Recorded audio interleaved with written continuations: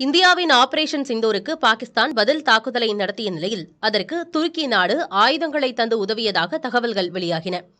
இந்நிலையில் பாய்காட் துருக்கி என்ற ஹேஷ்டேகின் கீழ் பதிவுகள் சமூக வலைதளங்களில் பரவி வருகின்றன.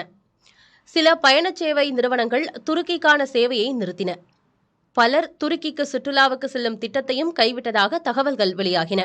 இதற்கிடையே துருக்கிக்கு ₹1 கூட இந்தியர்களின் பணம் செல்லக்கூடாது என்று நெட்டிசன்கள் சமூக வலைதளங்களில் பதிவிட்டு வருகின்றனர். துருக்கிக்கு நிலநடுக்கம் போன்ற இக்கட்டான காலகட்டங்களில் இந்தியா உதவியது என்றும், ஆனால் அதற்கான நன்றியை அந்நாடு நமக்கு காட்டவில்லை என்றும் பதிவுகள் இடப்பட்டு வருகின்றன. ஆன்லைன் ஷாப்பிங் நிறுவனங்கள் துருக்கி நாட்டில் தயாரான பொருட்களுக்கான முக்கியத்துவத்தை குறைத்துள்ளன. துருக்கியிலிருந்து இறக்குமதியான ஆப்பிள்களை விற்பனை செய்யாமல் புனேவில் உள்ள கடைக்காரர்கள் நிறுத்திக் கொண்டுள்ளனர். துருக்கியிலிருந்து ஆப்பிள் இறக்குமதி செய்ய முழுமையான தடை விதிக்க வேண்டும் என இமாச்சல பிரதேச காங்கிரஸ் கட்சியினர் வலியுறுத்தியுள்ளனர். துருக்கிக்கு மார்பிள் கற்கள் ஏற்றுமதி செய்வதை நிறுத்த ராஜஸ்தான் மாநில வணிகர்கள் முடிவெடுத்துள்ளனர்.